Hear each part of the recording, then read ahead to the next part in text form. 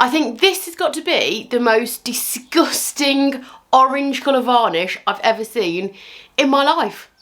So let's cover it up.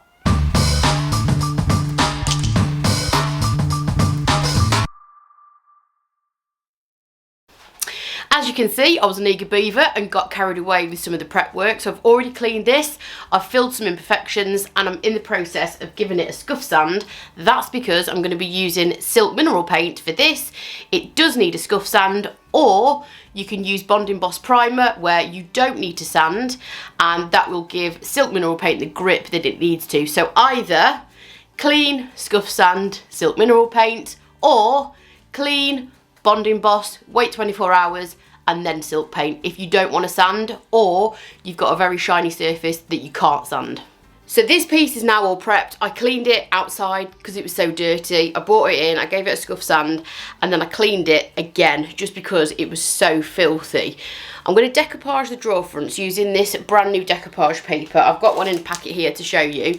This is called Heirloom Roses, and it's got some really pretty, you know I like a bit of floral anyway, but this has got some really pretty balloons on it. It's also got a blue background. So the colours that I'm going to use are Quiet Cove and Deep Sea from Silk Mineral Paint. Now, I just wanted to talk very briefly about colour choices. This paper behind has actually got quite a few possibilities that you could go with. A lot of people get stuck with how to choose colours for paper or transfers.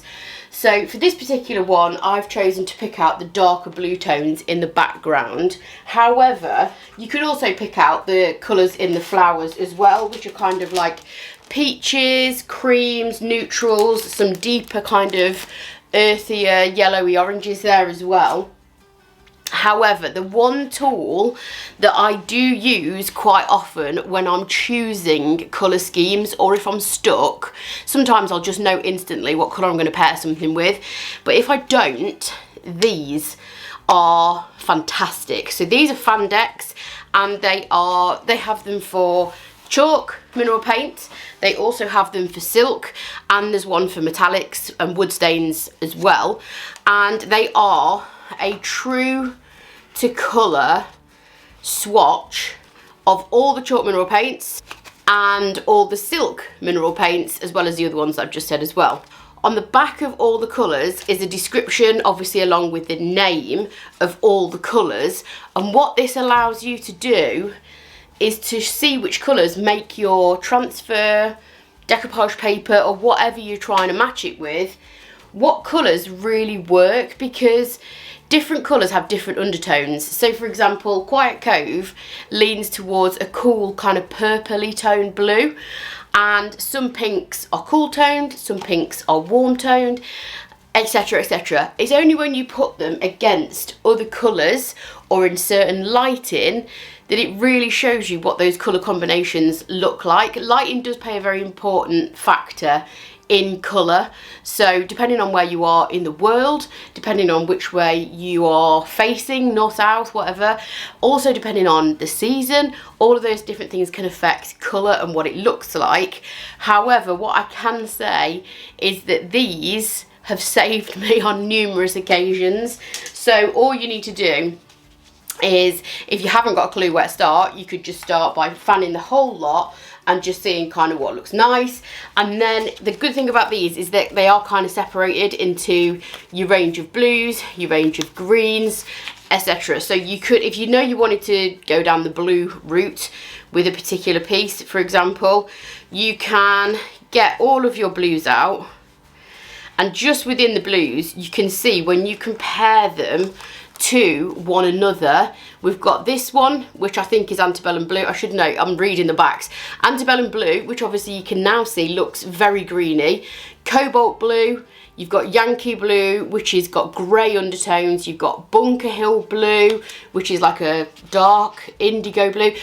And like I say, it does tell you on the back what these, or like the undertones are. So if you can't, some people can't tell, that's fine.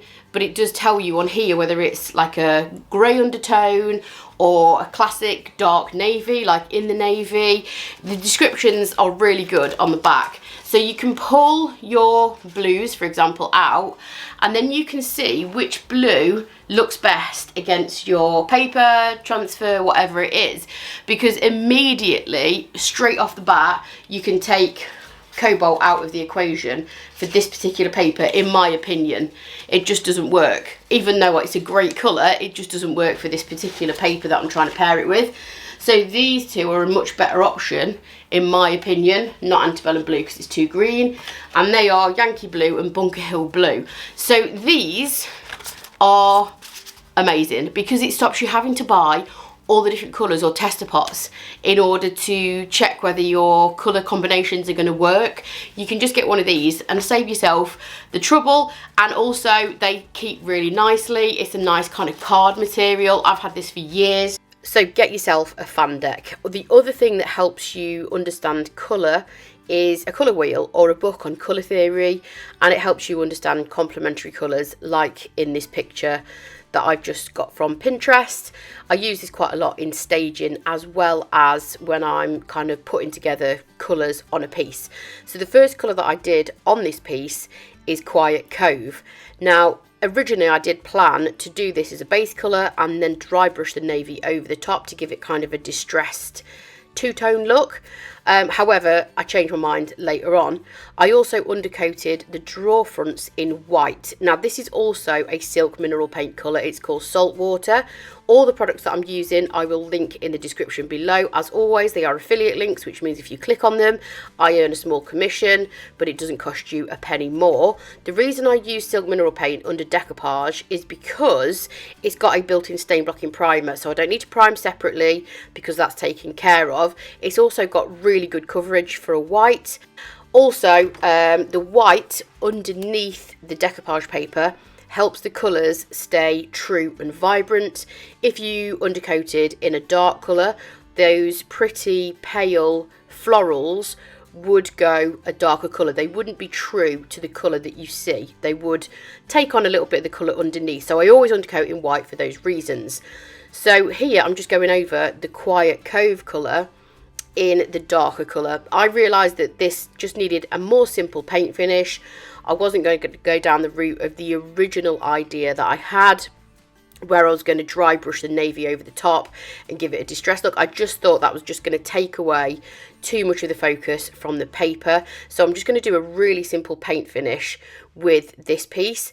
I did, however, leave a little bit of that lighter blue visible. So I've left the underneath of the desk painted. You can just see the kind of knee hole area. You'll be able to see at the end. So I left that in the lighter blue. So for the decoupage, I'm going to use Dixie Belle's Satin Clear Coat to stick my paper and to seal my paper. You don't need any special adhesive. This works absolutely fine. I use my hands to smooth it out. You can use a scrunched up bit of cling film. That works as well. I just like using my finger because I can just kind of work any creases or wrinkles out, and it's just my preferred method. Lots of people have lots of different ways to do decoupage. If you are new to decoupage, doing a drawer front is probably one of the easiest things to do because it's quite a small area. And I also saw somebody do this on a video a couple of days ago, and I cannot find the person to give them the credit for this, but it works an absolute charm. So I'm just using the packaging from a decoupage paper as a kind of barrier in between the decoupage paper because it is still wet and the roller, and I'm using an ink roller to remove any wrinkles. It's absolute genius. I don't know who did the video. I wish I could tag them in this to give them the credit because it works a charm. Obviously you're not putting too much pressure down on the paper, so it's not going to rip or tear. That piece of plastic in the centre, in between them, just acts as a barrier again, so the paper doesn't rip or tear. Honestly, works an absolute charm, and this is just an ink roller that I bought as part of a set, but you can buy them separately from Amazon. Equally, this craft knife, I get asked all the time where I get this from. This is also from Amazon. It's got removable blades, so you can replace them as they get blunt, and I'm just going to very carefully trim this down. When I put the satin clear coat down on the drawer fronts, I just made sure I didn't put any around the lip because this has kind of got a recessed trim area, so I need to cut that away. dry. You could also make the paper go right to the edges and round that lip if you wanted to. I just didn't particularly want to on this piece, so I'm just trimming it down really carefully. And then I always put at least 2 to 3 coats of clear coat over the top of decoupage, so that's going to protect it. Obviously we're just putting paper on top of furniture, so it needs to be durable to kind of scuffs and scratches, so at least 2 or 3 coats of varnish, and that's just going to go straight over the top. Obviously leave it to dry in between, and that is basically how you decoupage a drawer front. The insides of the drawers on these were pretty disgusting, even though I'd cleaned and sanded them. So I'm going to use that exact same shade of blue that I started out with, and I've also left the knee hole kind of area in. So that's all going to kind of tie together. I did 2 coats of this, again, built-in top coat, built-in stain blocking primer, so if you've got any pen stains or anything like that, it covers it a charm. There's the little cubby knee hole section, you can just see the paler blue. Here's a close-up of that decoupage paper. I absolutely love this paper, and here is the final piece. Thank you for watching today. As always, hope you enjoyed the video. Make sure you hit the subscribe button, and I'll catch you next time. Bye.